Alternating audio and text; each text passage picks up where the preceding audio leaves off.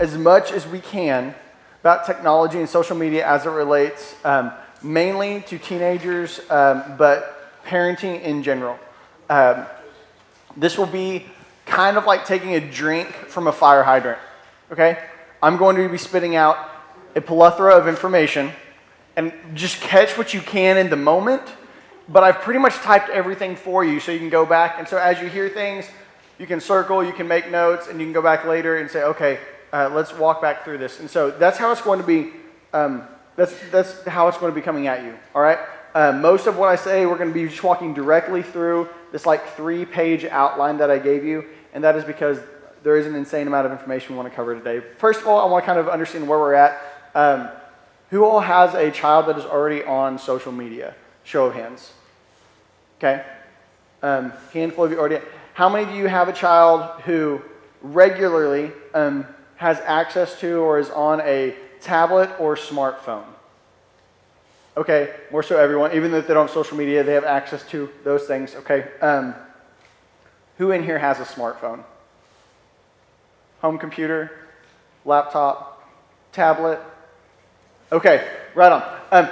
Technology is all over our homes, all over our kids' lives, and our kids' schools as well. Most schools, if you don't know this, there's kind of this generation gap. Generation Y, I'm the old part of, I'm like the grandpa on the Generation Y. And Generation Y was so big that they actually broke it down into 2 parts. Handouts right over here. They'll point you to them, like 3rd row up. You'll want that. The back half of Generation Y, they call Generation IY because we're all one generation, but we are so diverse that they kind of split our generation into 2 parts because the way they handle technology is different. They use technology for entertainment. They use technology as an escape. The following generation, which they're calling the Homelanders, the Homeland generation, because it is the first generation that had Homeland Security since they were born. And that is your 12 and under generation. They're going to use technology primarily as a source to learn. And so they don't see it just as just as an entertainment tool, like most of my generation does, or as something that is like Star Trek landed and we get to figure it out, which is like my mom's, bless her heart, generation, who calls me and is like, I'm putting my password in and it won't work, and she's putting her password in the address bar where you're supposed to type the website and just hitting it over and over. It says website not found. I'm like, Mom. So we have that conversation. We updated her Facebook profile picture. If you're friends with my mom on Facebook, she got a new one because we went to visit this weekend. And she's like, can you give me one of those new pictures? We all view technology different. And so this upcoming generation is going to view it primarily as education, which means, and I was just at a Metro meeting the other day, they just got access to more tablets to have available to their students as a means of learning. Most of our kids will be asked at some point to pull out their phone and search for something on the internet in class. So education, it's everywhere. So we have to know how to deal with it. Now, let me start by saying this. You all, first of all, just like, well done, okay? You're the first generation of parents that's had to answer all the questions that you're asking. You all are basically setting the standard for how we will be parenting in the future, because you all are dealing with things that weren't dealt with by any other generation of parents. Like my generation of parents was like, well, we have some questions. Should my child have their phone in their bedroom at night? That's a question that you all have to answer that has not been asked before you. Does my child have access to iTunes? Again, no other generation of parents had to ask if they have access to iTunes. If they do have access to iTunes, then you should be aware they could go to the music videos, and on those music videos, and they could actually watch nudity, because some of the top music videos now feature nudity in America.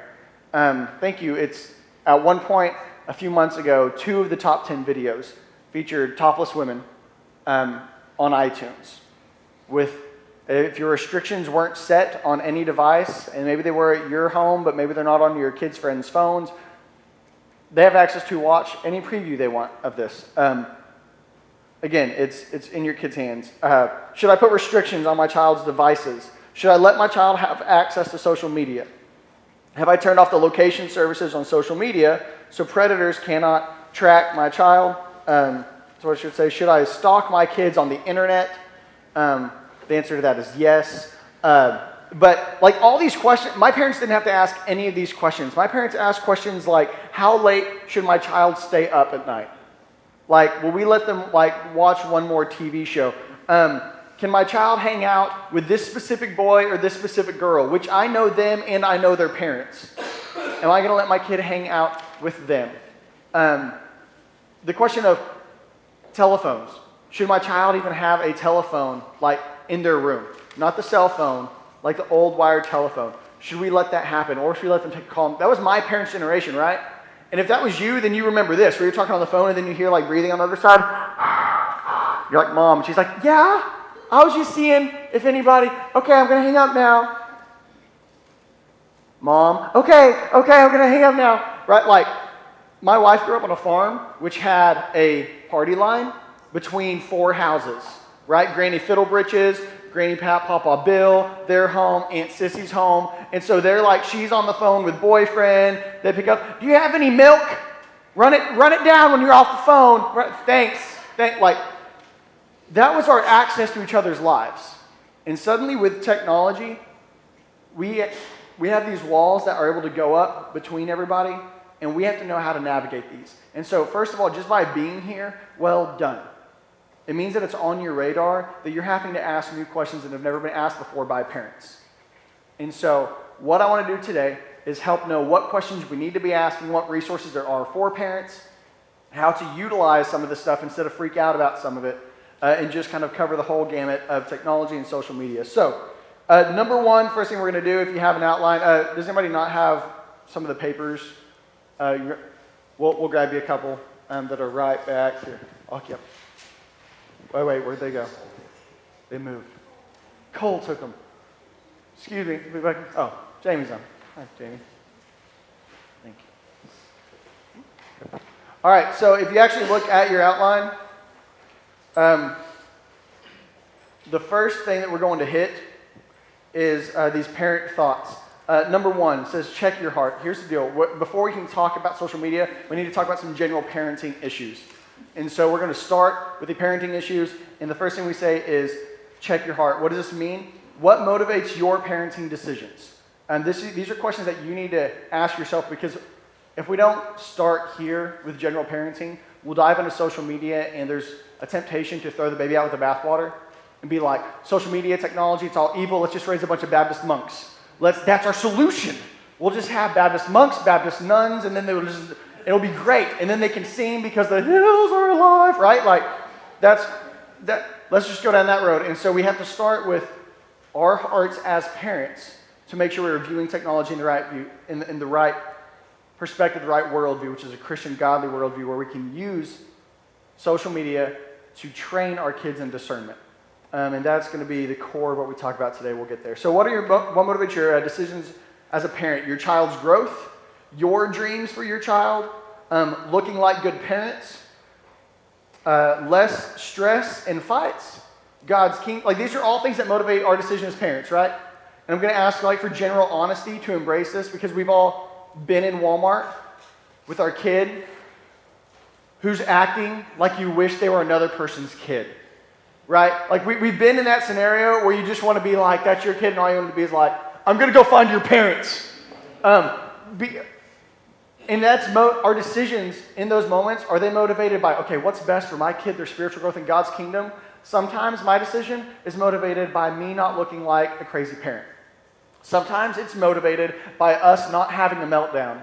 And then sometimes I say, I don't care what anybody's seeing or thinking. I'm going to use this as a teaching moment with my kid. I'm going to pause, and I'm going to put them and God's kingdom first and not worry about perspective. So the first thing we have to do is check your heart in this, because social media is a big issue, because your kid comes home and they're like, all my friends have an Instagram. And you're like, if all your friends jumped off a bridge, would you? And they're like, well, if the fat kid went first. And then you're like, oh, here we go. Like, you're going to have that talk, right? And so suddenly you're having to draw lines on technology. You have to draw lines on social media. And are you motivated by looking like a good parent? Are you motivated by less stress and fights with your kids? Here, have whatever you want. Or are you motivated by, what does my kid need for their spiritual growth, so I can develop character and discernment in my child? It's tough, but that's where we've got to anchor ourselves. Number 2, what are your goals for your child? To win awards, to be recognized, to be known, to be really good at something, to make Jesus known, to serve others, to get rich so you can retire. Which, by the way, we bring that up, and there's giggles that get rich so you can retire, but that is one of the primarily noted reasons that people strive to become a professional athlete or go into the medical field, is because they feel an unmentioned pressure from mom and dad. That's why you see athletes all the time like, oh, like I just want to take care of my family. What that translates, I felt the pressure to get my parents out of a situation, and so I pushed myself to do this. We can put that pressure on our kids. We shouldn't want them to succeed for our benefit. That's about as selfish as we can get, but that's the reality. We're all going to face that temptation, especially once our kid gets good at something. Be kingdom-minded. Check your heart. Number 3, are you a starving baker? This is taken from Dr. Tim Elmore. You're going to hear me reference him a lot. He's the founder of a group called Growing Leaders out of Atlanta.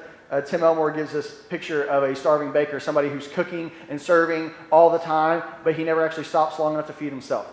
As parents, when we check our heart in this area, if we want our kids to be able to navigate technology and social media, we've got to check our heart and see, we're pouring out, we're telling them to memorize scripture, we're telling them to go to church, we're telling them to invest in community. Are we feeding those things we're telling them to do? Are we pouring God's word into our heart? Are we pouring time into our marriage and our relationship? Are we feeding what we tell them they need in order to stay strong when they face temptation? Don't become a starving baker. So number 1, check your heart. Number 2, change your methods. And we're going to try to sprint through this as well. Move from conditioning to cognitive parenting. Conditioned parenting, Pavlov's law. Is anybody familiar with Pavlov's law? Right? Okay, there's a dog, we ring a bell, we give him food, dog, bell, food. This happens long enough, you ring the bell, what does the dog do? Salivates, right? Dog starts drooling. This is basically how we parent when we have kids. Okay? Charlotte, I want you to poop in the toilet, not on the floor. Poop, toilet, M&M. Poop, toilet, M&M, right? Okay, you want an M&M, where are you going to get? And so then she's like 4 times a day, like, if you need me, I'll be pooping, grab the M&Ms, right? Like, conditioned parenting. It's necessary. When they're little and they do not have the cognitive skills to form questions and to come to solutions on they need that. Charlotte, if you walk out in the road without holding someone's hand, you will get hit by a car. You walk out in the road, you get a spanking. Right? Condition. I don't want a spanking. I won't walk in the road. See what's happening here? Like, that's condition. Don't touch the stove. It's hot. We need that. The problem is, a lot of times, as parents, we never flip the switch and move into cognitive parenting, which is where we teach our kids the equation, not the solution. So we start teaching our kids the process. And that's a flip that if you haven't done it, between 5th and 7th grade is about the time to sit down, evaluate your parenting, and say, okay, I can no longer give them the solutions. I've got to start giving them the questions. This happened in my home. We grew up watching TV. My dad's a pastor, and a beer commercial comes on. So collectively as a family, we say, beer's bad, right? Kids hated coming to my house to watch TV. Every beer commercial, Super Bowl especially. Super Bowl is like, here we go. The Brumleys are just going to talk through the whole commercial. Beer's bad. If there was a cuss word on TV, we would say bad word. If they used God's name in vain or hell out of context, we would say wrong word, because it's not a bad word. It's just kind of a wrong word. And so that's what we did at my house. And then I'm in about 6th grade. Out of habit, beer's bad. My dad pauses. Actually, it's pauses. My dad turns off the TV. We didn't have pause back then. We had to watch commercials. Back in my day.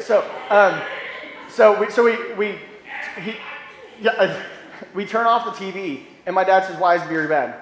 Because you told us it's bad. No. Why is beer bad? Because it makes people drunk. What does it mean to be drunk? I have no idea, Dad. I'm in 6th grade.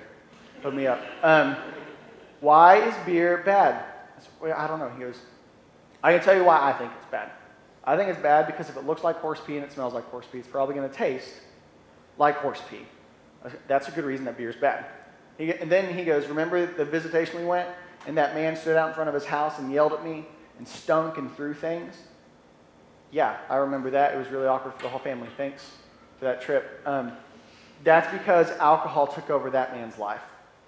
That's why beer is bad, is because it has potential to do that to your life, to control you. And nothing should control you except for God. Okay, that's fair. A couple months later, what happens next beer commercial? Why is beer bad? Because if it looks like horse pee, and then, okay, that's the thing was by 7th grade, whenever kids were like, "Oh yeah, we can go to my friend's house and their dad's gonna let us drink beer," why would you want to do that? Because it's so cool, dude. It's not cool. Let me tell you why it's not cool. It was my answer by 7th grade. Conditioned parenting, beer's bad. Cognitive parenting, why is beer bad? You need to have your own answer to defend it. Why aren't you going to cuss? Why aren't you going to date this girl or that guy? Why aren't you going to do these things? He started giving me equations. Does that make sense? This is hard to do because conditioned parenting is so much easier. But what conditioned parenting does is it creates performance-oriented kids. Let me paint a quick picture for you, and then I promise we'll dive into the social media side of things. But conditioned parenting gets approval-based. If I do this, it makes mom happy. If I do this, it makes dad happy. So I'm going to do whatever needs to be done to make mom and dad happy. The only problem is eventually they're not interested in making mom and dad happy anymore. They're interested in making their friends happy. So then they get around you and they can put on whatever mask they want to make you happy. Then they get around their friends and they're going to do whatever they need to do to make them happy because all they know is performance equals acceptance. And then they do that all the way through college, and it wrecks the first 2 years of their college experience, and then they're trying to claw their way out back to a faith that they knew existed somewhere, and then they start learning the process on their own. When instead, in junior high, we can start teaching them, or before, teaching them how to have their own answers. And that performance doesn't equal acceptance. God's accepted you. Be who God's made you to be. Have answers of your own. Because then you've already taken control of your faith, taken control of your convictions, and then you go through high school, and I'm not giving you what mom and dad fed me, and I'm not worried about trying to impress you. I have answers that are connected with the core of who I am. So that's conditioned cognitive. So it's great for young kids. It's terrible for teenagers. Teach them the process instead of the solution. And then here's the other thing. If you look at 2, it says it takes a lot of communication. It takes a lot of asking the right questions. To be a cognitive trainer, where you're training your kid to have the thoughts on their own and how to find the solutions on their own, you have to ask really good questions. All right? But that is a whole other time, and so we will move on. We'll have that talk another time. All right, here we go. How do we navigate social media? Number 1, don't overreact. There is good and bad possibilities to every earthly thing. All right? Reactive parenting is flesh-based. Active parenting is spirit-led. Reactive parenting, we want to go social media. There's predators out there, and then a kid could get a picture that they shouldn't be able to get, and they forward it on, and now all of a sudden they're publishing pornography, and then they're going to go to prison, and they're going to be a sex offender, and then they're never going to be able to get my grandkids into the school I want my grandkids to go to, and then the sky is falling. And so we, again, Baptist monk, it freaks us out, we don't know all the answers, let's run away from it, is option 1. And the temptation is be like, you messed up, give me your phone, smash, crash. Here's the flip phone. You can play Snake, and you can call friends. Right? Reactive parenting. We need to understand that we need to be active, which is, number 1, you've already done it. You're here to learn this. So resist the temptation to overreact. Number 2, we need to stay educated, which means this is a good start for you. Many of you guys are already online, but there are new apps every single day. And there are new means of social media every single day. Most of them, waste of time, they're never going to take off. But every now and then, Vine pops up and boom, takes off. Kick pops up, boom, takes off. Ask.fm pops up, starts to take off. Facebook was the big thing, not so much anymore. So let's walk through a few apps, a few social media websites, just so you can be familiar with what we're doing. Facebook. How many of you, show of hands, on Facebook? Okay, Facebook, irrelevant for your kids. Your kids won't want to be on Facebook. That is where old people hang out, myself included. So it came out while I was in college. My social media history my internet connection history was AIM, where you could instant message somebody. I could talk to my friend in California, right? Only after 15 minutes of and then the phone didn't work in the house, and I'm like, hey, it takes me 30 minutes to type. Right, that was where I started. Then blogs came out, and then there was a thing called Zynga, which was like the original microblog, and then MySpace happened, and then the almighty Facebook stepped in. So college, my age, where Facebook happened, basically anyone about 5 years, my lesser and up, is Facebook will be where we all hang out, where we connect, where we do our online community together. Facebook, on its way out, your kids won't want Facebook. If you want them to practice social media, you can put them on Facebook. They can talk to their aunts and uncles and grandparents and practice social media, but they won't. I am 28. I had to think through that. I asked my wife yesterday. 28, right? Yes. I'm 28. So you're talking mid-20s and up. They all started social media on Facebook. Below that, most of them started on Twitter, which is the next thing. So Twitter. So here's some good and bad. Good, you can connect to your peers. You can develop an online identity. You can practice discernment. You can stay up to date on life, on technology, on media. You can speak life into others. You can be encouraged by others. There's lots of good in Twitter. There's lots of good in social media. These are going to apply to Instagram and some of the others, these good things where you can practice creativity. You can connect. You can engage. The bad, you can stay too connected. You can feel judged by what others are doing. You can get involved in trash talk. You can say things that you can't take back. You can see links that other people have retweeted that you have no business seeing, but it can show up on your feed and lead you to all kinds of places. You can be cyberbullied and you can be preyed on. Good and bad, right? You hear those and you're like, trust me, the bads outweigh the good. My kid's not getting on Twitter. Twitter is the number 2 social media for teenagers and young kids right now. About 9th grade and up, Twitter is the main thing because it connects it to their Instagram. Instagram is the next thing we're going to talk about. Instagram is the number 1 entry-level social media app right now, as of this week. That could change next week, okay? But right now it's Instagram. And so if you're here and you're like, where should I start my kid on social media? Personally, I recommend Instagram.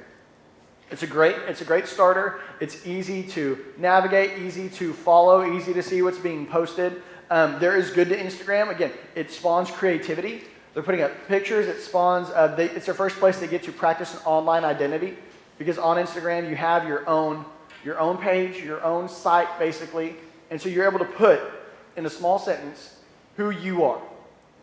You're able to type on there. What age do you recommend for that? It varies.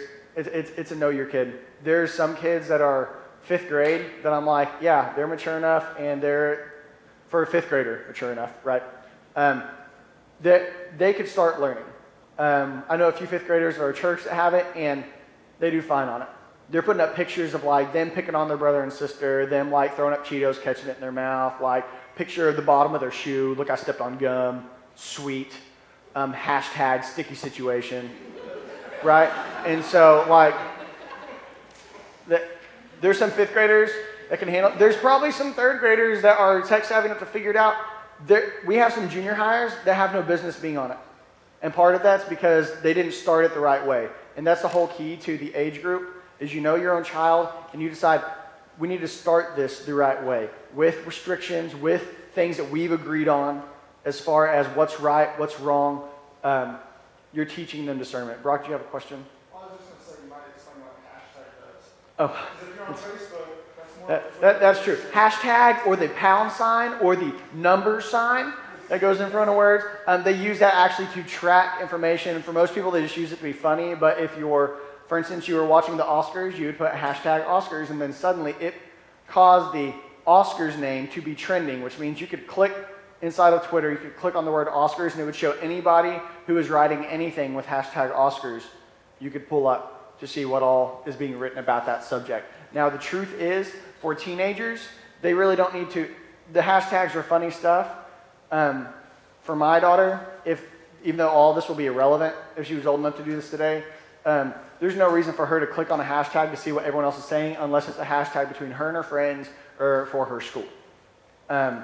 Popular media, she doesn't need to be there. Social media is a place for her to connect socially. People she would naturally connect with socially.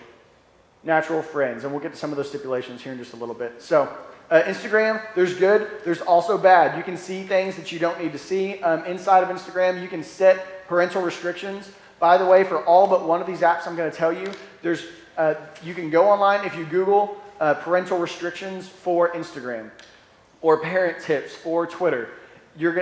Tons of resources are going to show up online showing you how to go into those apps, disable certain things, set age limits on things, be able to report things. And so you can set some boundaries around your kid, but at the end of the day, you can set all those boundaries. They can pick on the most popular pictures on Instagram, and it's going to pop up pictures of some famous people, pictures of some people that aren't completely dressed, pictures of random food products. Like, but it's going to show up. And one visual leads to another, one link leads to another, one word leads to another. And on Instagram, we'll talk about that here in a minute. So, Instagram is a great starting point. There's good and bad to it. Snapchat. The good of it, Snapchat's really funny. How many of you guys have heard about Snapchat? It's an app that a kid can get. They take a picture, they send it to their friend, the picture disappears in 3 seconds. So I get a picture, I open it up, and I go, ha ha ha, because they're like making a funny face.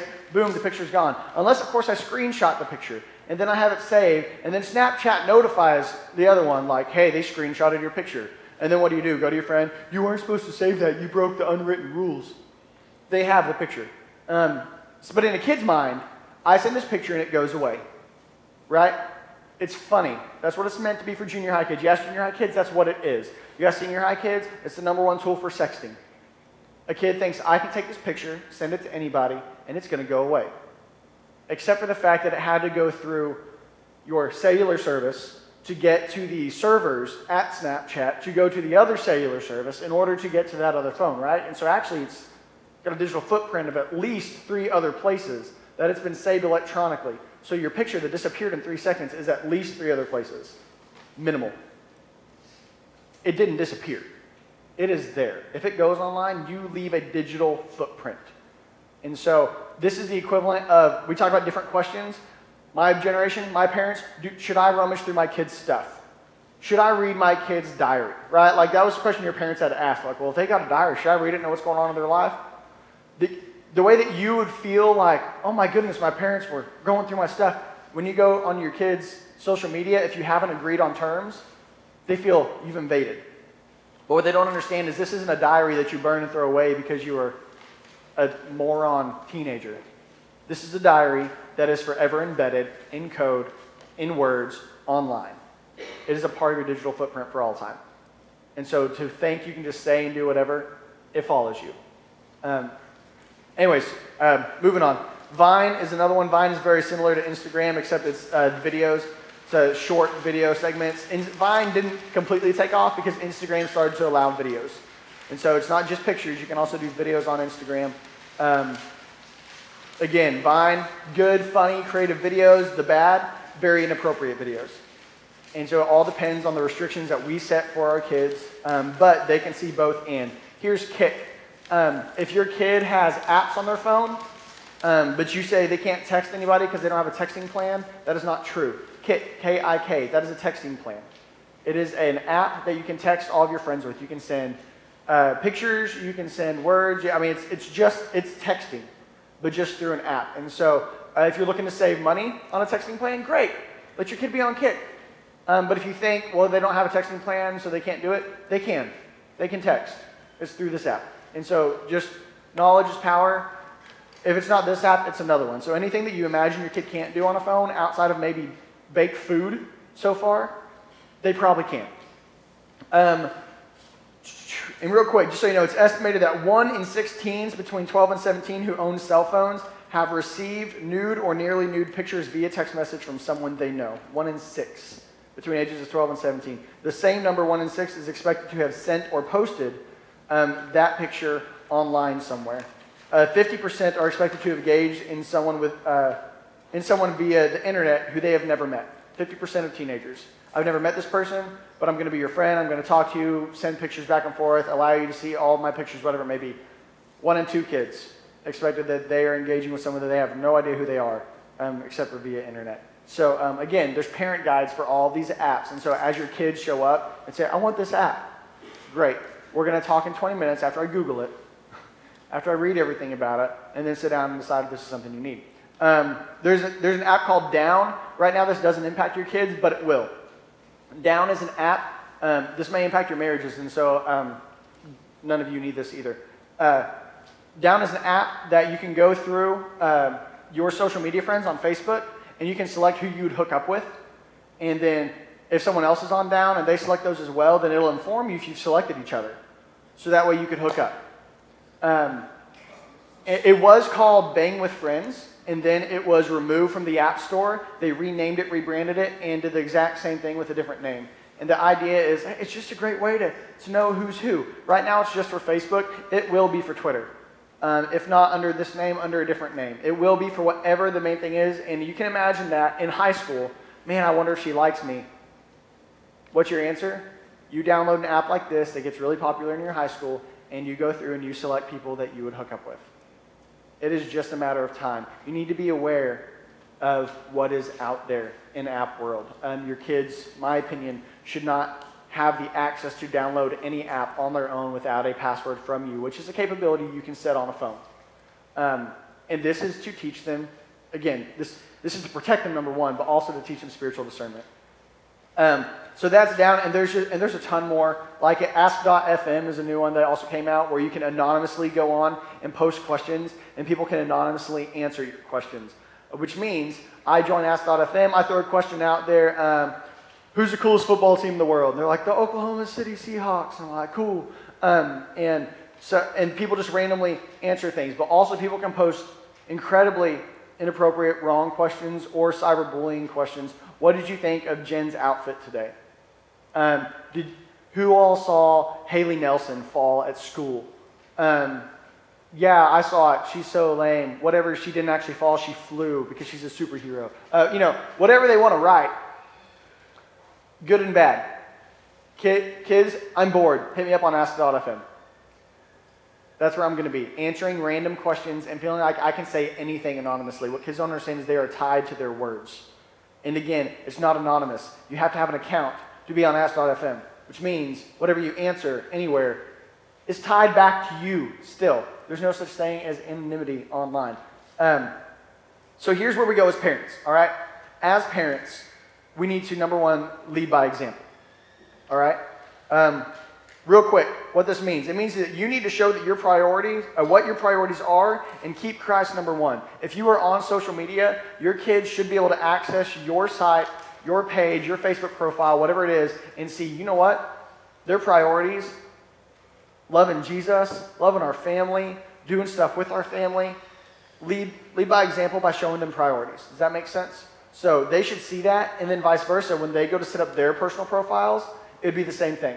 They look at their profile and go, I need to show I love God, I love my church, I love my family, I love basketball, and I love picking my nose with my left hand. Whatever. They're junior high, right? Give them some freedom, which means when they go to create their profile, you can't be like, no, I would never say that. Let them learn to create. This is where you teach them discernment and creating.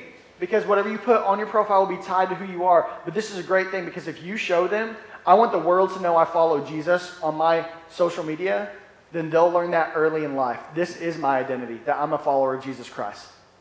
And then their own social profile holds them accountable. Because anybody who looks at them knows, they say they go to church, they post Bible verses all the time. They're held accountable by their own social media. It's genius. If you teach your kid to set it up with Jesus being number one, the same way that mommy and daddy's, so Jesus is number one. So we're never going to post anything that would make anybody question if Jesus is number one in our life. And if your profile isn't set up that way, reconsider it. Join social media with them. If they want to join a social media site, and by the way, I think they should only join one at a time, join it with them. So if they want to be on Instagram, you need to be on Instagram. It doesn't mean you have to post things. It doesn't mean you have to comment on every one of their pictures.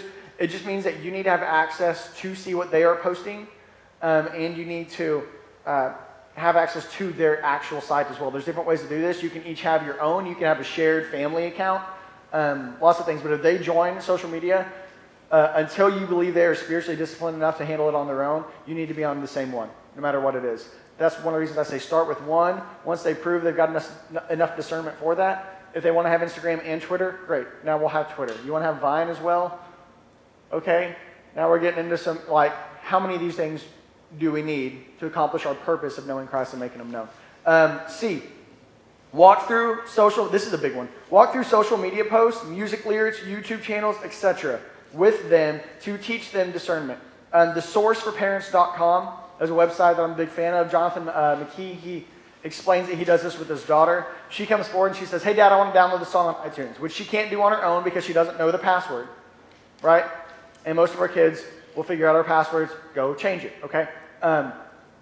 She can't download, so she says, I want to buy this song. It's great, print off the lyrics. She has to go, print off the lyrics of the song. They sit down together and they walk through the lyrics. And as they go through, he says, well, what does that mean? And sometimes he'll say front the lyrics and she'll go, yeah, you know what? No, I don't really think I need that song. Not so much. And if it says like lyrics censored up top, okay, like, they don't need that song. And that means they were printing off the censored ones. So look, it's fine. And this is a miserable example, but so you understand the importance of this. His daughter came, this is just a fun party song. And it was talking about birthday cake. The only problem was birthday cake was being used as a sexual innuendo. And if you read the lyrics to the song, it was a terrible, terrible song. And did not stand for anything that her heart was about. But she didn't even see it. And he had to say, look, what are you putting into your ears? She went, I have no idea. You're right. I don't need this song. Now, she's done that enough that she gets to the point now that they don't have to do that all the time. Because she knows, I'm not going to ask for a song unless I've read through the lyrics and discerned for myself if these are holy, unholy, good for growth, or if they're going to tear me down. So you do this on social media as well. You join Instagram with them. You look at their friend's picture. What do you think of that picture? Is that an okay picture? Is that not an okay picture? What about that comment underneath where your friend said that about so-and-so? What's wrong with that? Walk through it with them and don't tell them, look at your friend's picture. Wrong. If you ever do that, I will kill you, raise you from the dead, and kill you again. Conditioned parenting, right? Cognitive parenting. Hey, I saw what Ben Castleberry posted today. Let's look at this. It's a picture of his hats. I know, I thought it was awesome. It is awesome. Hey, I saw what Ben, and this isn't, I use Ben because staff's in there. This isn't a real example. Students, some of our students in the student ministry would post pictures with cuss words in the picture. I didn't say it. It was just a funny picture. They would separate themselves from the image, separate themselves from the words that they type, and that's the protection of social media they have, is I can do whatever I want online because I'm at a distance. And they don't understand that it reflects their character and reflects who they are. We have to teach them that initially at the beginning of social media whenever you introduce them to it. Does that make sense? So you have to sit down and train them. Whatever you put on there reflects who you are. So, anyway, so walk through them with these things. It's a great practice to teach them discernment and all these different stuff. Handle social media the right way. Number one, and I apologize if this take that back. I partially apologize if this offends any of you. Because if it does offend you, then maybe you should kind of reevaluate. So number one, no vague booking. Vague booking is a cry for help. It's like, I can't believe she said that. Students do this all the time, by the way. And that'll be the whole post. Because what do they want? Well, what'd she say? Oh, well, you know what she said. No, I don't. They feed off the attention. It's just, parents, we're leading by example. Please don't vague book. Don't trash your kids. And I shouldn't even have to type this one. And just so you know, as a student pastor, this is a break my heart point. Parents, out of love I say this, how dare you ever talk down about any of your kids and shame them, especially on a social media platform. If you've done that, God provides grace. He can forgive you. Mercies are made new every day. Let today forward be different. Do not. And also don't think that you can just mention a few things offhand and that your kids or your friends don't realize you're talking about your kids. If your kids have just given you a miserable, terrible day, which is going to happen sometimes as parents, social media is not the platform to mention that. You want to talk about putting words in your kid's head and heart that you can never take back. It's hard. So handle it the right way. Because if your kids see that, then you're going to be the one that they're posting about a few months later, right? Mom and dad can say whatever they want to about me. I'm going to be posting about how miserable and terrible my parents are. Do not ever trash it. And shame is not from God. Shame is from our flesh. God did not bring shame to people. People messed up and felt shame on their own, so we should not ever push shame on our kids. That is a whole different talk. Don't talk trash on your kids on social media. Okay, number 3, post things that your mama would be proud of, unless your mom is a terrible social media user. Number 4, Ephesians 4:29. Okay, that is the root of this. You teach your kids one thing, teach them Ephesians 4:29. All right, to only use words that are profitable to build others up, so that it fits the occasion. Words that are covered with grace. All right, if it's not going to build people up, if it's not going to build up the kingdom of God, if it's not going to build up their friends, if it's not going to build up goodness in people, you don't need to post it. All right, Ephesians 4:29 is your measuring stick for should I post this or not. Memorize that scripture, put it on your computer, apply this ourselves. And I have to do this all the time. I have thoughts that I think maybe are incredibly witty, and I go to type it, and I'm like, if somebody reads that wrong, if somebody is having that kind of day or they're on that side of it, this just hurts them.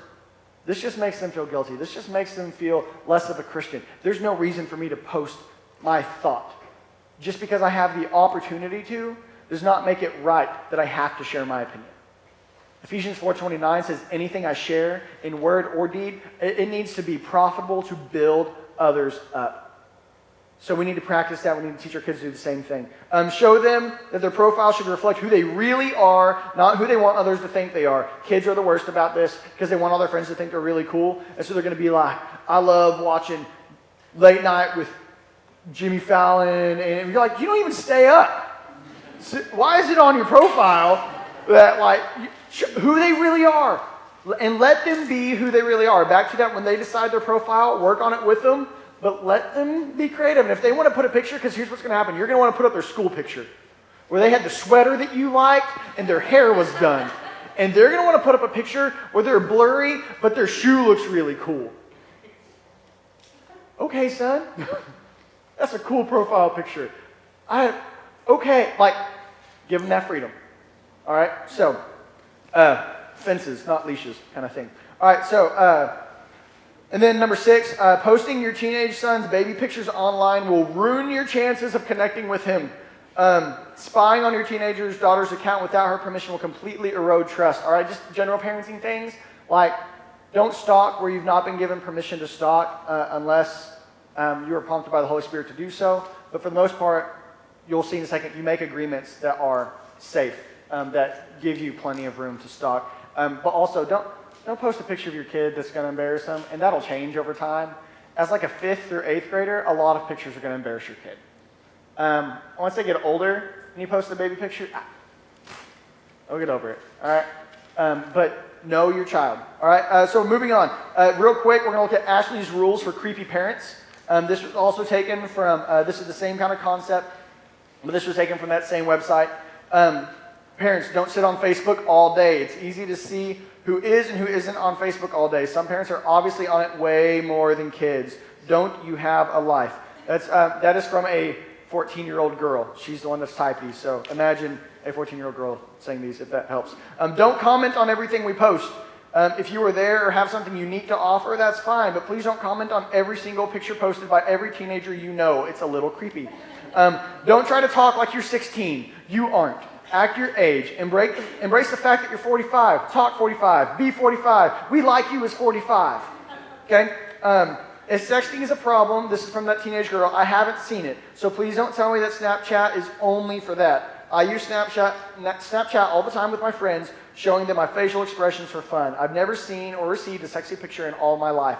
However, her sister came through and said, you have to know your kids and their friends. If you know your kids and their friends and you go, I could see this going south, then Snapchat is not a temptation that they need. Not everyone's the same. Number 5, don't like every single picture that we post. See number 2, which was the don't comment on everything. Definitely don't comment on your kids' friends' pictures or posts. That's kind of a 6 degrees of separation type creepy. Older students say it's okay, sometimes just not every picture. Again, younger kids, they don't want you to be like, you look so cute. Or like, that looked like a lot of fun, like at all their events. Or we had so much fun together when they're like, I wanted to say I was at the basketball game with my friends. And mom and dad are like, thanks for sitting by me. Okay, like, not the place, all right? Creepy, not fun for your kids. Now, whenever you get older, your juniors and seniors, they put up a big life event, a prom picture. Mom, you can comment on that. Dad, you probably wouldn't have a desire, so it's okay. But dad, like the big things, that's okay. And they enjoy that. The occasional comment on their friends, that's okay. Stop stalking your kids on Facebook, number 7. For example, who was that kid you were sitting next to at the football game in the orange shirt? That's creepy. How would you like it if I asked, who was that lady in the lower cut top you were talking to by the copy machine at work today? It's okay to keep up with us on Facebook, but stop spying on us. And so that's not the place to have conversations with your kids, all right? On social media where they post a picture and then you're asking them about it. Have that conversation, but face to face. Yeah.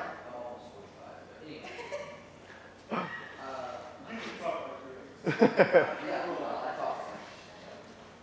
I'm getting confused with software soft. We're about to hit that. So I will clear those waters up now. Number 4, set clear boundaries with your kids. Emphasis on with. This is the move from, again, condition to cognitive parenting. Sit down with your kids, decide together what is acceptable use and what will merit punishment, number 1. Just talking to a parent who, type A personality, this is the way that he's wired, I'm going to write out a contract. We're going to write down, say we're going to get on Instagram, great. We're going to write up an Instagram contract. Here's the rules for you to maintain Instagram. Dad's got to be on it. I've got to have access to your pictures. You only allow friends that you actually know to follow you. Your user is set to private. People cannot see your pictures unless you accept them as a friend. See number 3. You only accept friends that you actually know and have conversations with. And if I say, who's Billy? And you're like a kid at school, not a sufficient answer. I need Billy, last name, in this class. I talk to him these days. You know Billy. Great. Billy, a friend of Tommy? We don't know Billy. Billy does not get to see your pictures. Okay? You decide together that these are what they're going to be, and then you allow them to help determine the punishment. Great. So we have all these things. What happens whenever you post a picture that I deem inappropriate? Because we agreed that that both parents have the right to say, we don't like that picture. What happens then? And your kid goes, I don't know. You say, great. Come up with a punishment. What should it be? You want to take your phone for a day, for a week? Do we delete Instagram? Do we send you to boarding school?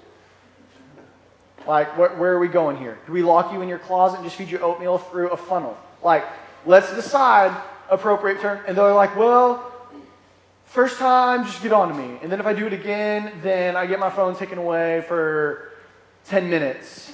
And that's where you as a parent say, great, okay, I like where you're going. If you do it again, I take your phone for 10 days. What? Let's decide to get, and this is the reason. When you sit down and you show them, hey, this matters, we're going to decide together, and this gets to the stalking part where you decide together how much access you have, which as a parent should be a lot. And if your kid says, well, I don't want you to see my direct messages, obviously all of us know the next parent question. Why don't you want me to see your direct messages? If there's anything in their heart that says, I want to be able to have this, why? Now let's forget social media. Let's deal with that issue. What are you afraid? What reaction of mine are you afraid of that you'll have if I see what I'm reading in there? Let's have that talk. So you decide together in every area, and you decide very liberally that you're going to have access to everything. Because the kids most times are going to be so excited they get social media. They're like, you can see it all. I don't care. You can sign up. I'll put my profile picture with you in it every day till I'm 40. Just give me Instagram, please. So you decide together, and if you write it down, when they break that rule, and they comment on somebody's picture negatively about that person, and that was one of your rules, and you said, why would you agree that this person is ugly in the picture? Well, my friends thought it was funny. That was one of our rules, so I need the phone. And then they can't go, well, that's not fair, because you decided together. They decided that it was fair, that if they couldn't be trusted, that was the consequence. Does that make sense? Again, so this is the move. This is the shift. So you set clear boundaries with them.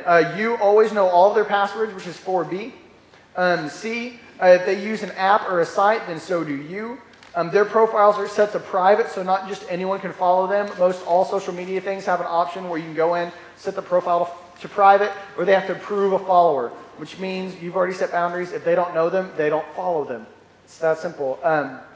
E, you get to ask about people that they allow to follow them or that they follow. They need to know them. So agree on that. I have the right to ask you about anyone that I see following or see you following. The temptation for these kids is, well, I want to have 4,000 followers because it shows that I'm a big deal. It shows nothing if you have a lot of followers. And that's an identity issue for your kids. What's the purpose for social media? Know Christ and make them known.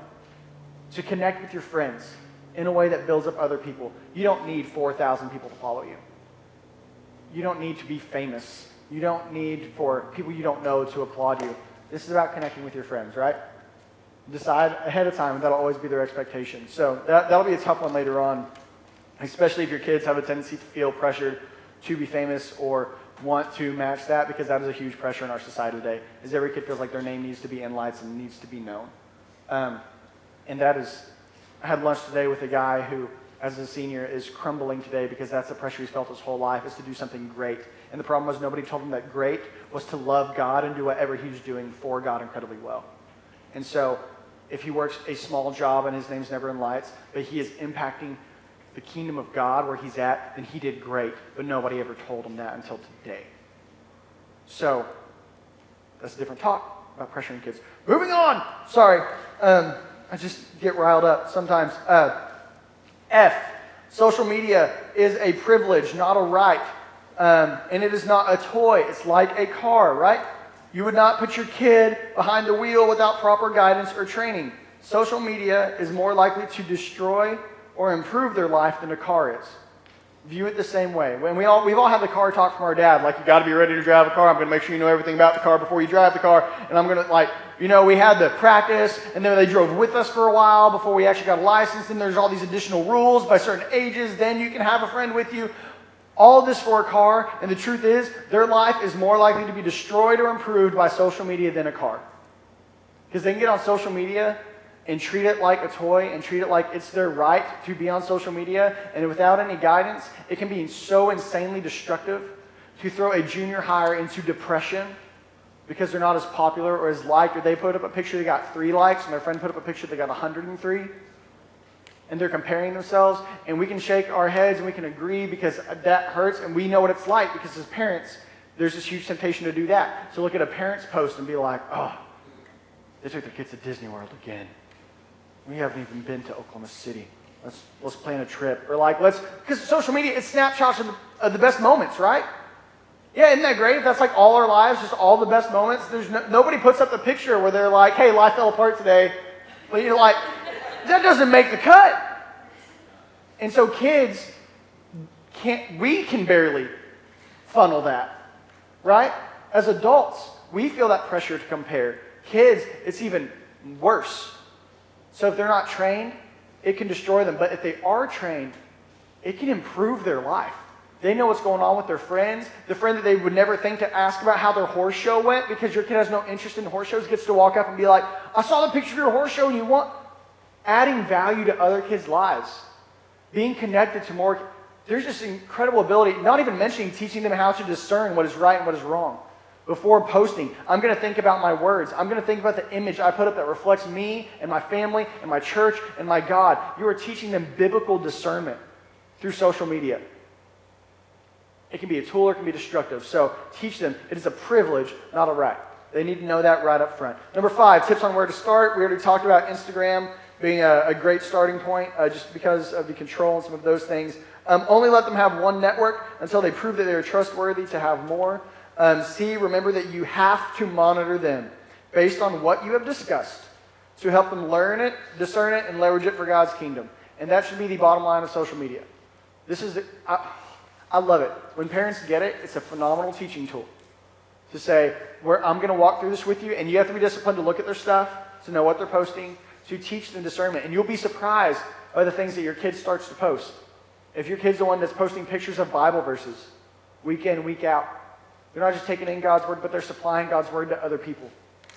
They're taking pictures of their friends and celebrating their friends and what their friends are doing even more than themselves. They're becoming selfless in their approach. Social media is a great way to foster these things.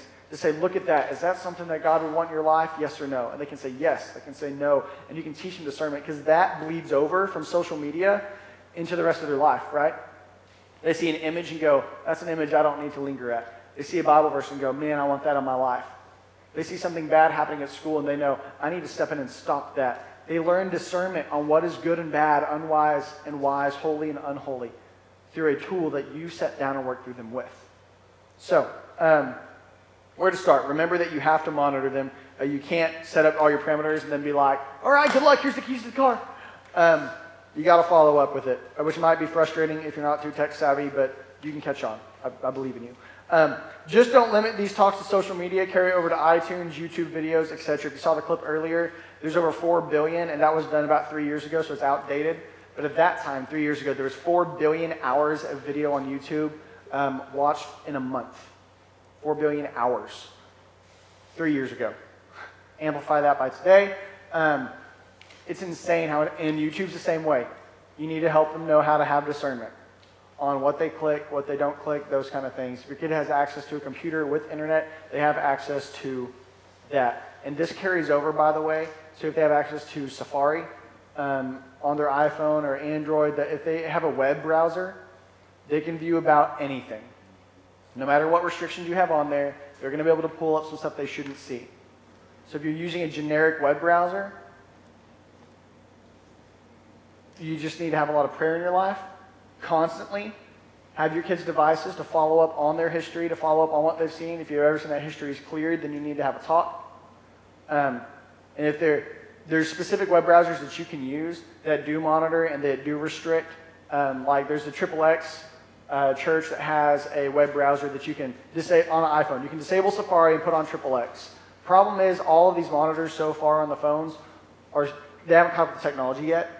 And so there's still a lot of times that those things are going to crash, they're going to be slow, your kids are going to be frustrated, but it's going to be worth it for the sake of knowing that your kids are protected. So you can download those, Net Nanny, a few other ones that we'll reference here in a little bit. But also, you can have that, but if they have Google or Bing or any other search engine app, generic, great, you have control here, but all those search engines are basically web browsers as well. So if those are downloaded on your phone or your tablet or and your kid has access, you need to follow up because, and this isn't because, hear me on this real quick, this isn't because your kids are bad. This is because Satan's good at his job. And Satan is pursuing families in the church to destroy them any way that he can. And the easiest way is to throw pornography right in the middle of your family. And you talk about these web browsers and protections. This isn't just for your kids. This is for marriages. This is for us. And so be aware. Just be aware that anything we can do to use these other tools to monitor needs to apply to us as well. Real quick, you have the red flags handout. I'm not going to go over this for time's sake. But this does have just some general things that you can notice your kid doing to go, all right, these are some red flags. If they seem to freak out about how many likes they get, that's a red flag that their identity is not in Christ. Their identity has become on what people say about them. FOMO, fear of missing out. If you notice it, they seem to freak out like they're going to miss something. Like, my friend might update something and I might not be the first person to like it. Like, okay, that's probably a good time to step away from social media for a little while. A little social media fast, internet fast could be good for you. There's some things on there, the additional resources down at the bottom. iParent.tv is basically what I'm doing, but it's done by an entire team of people. It's from the creators of XXX Church, who are the first people to talk about the elephant in the room that is pornography and how it impacts families in the church.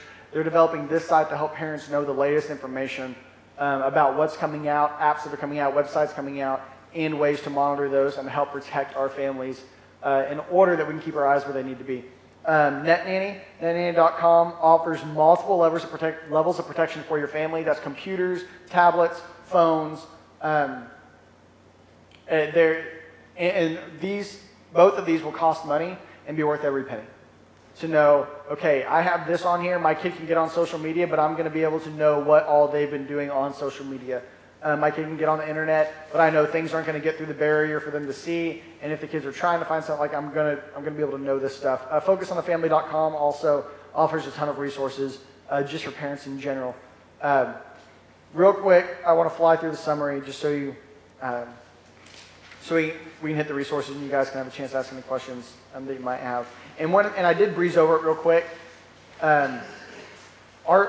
Your family needs on every possible device and figure out what works best for your family, some type of software that will help protect your family. Covenant Eyes is a great one.